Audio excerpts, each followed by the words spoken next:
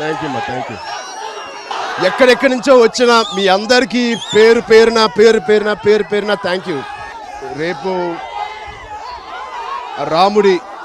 రాముడి బ్లెస్సింగ్స్తో మా అందరికీ అయోధ్యకి వెళ్ళే అవకాశం వచ్చింది. అది మా అదృష్టంగా భావిస్తున్నాను. అది మా కోసమే కాదు, మీ అందరి కోసం నేను అక్కడికి అయోధ్యకి వెళ్తున్నానని నాకు తరఫున.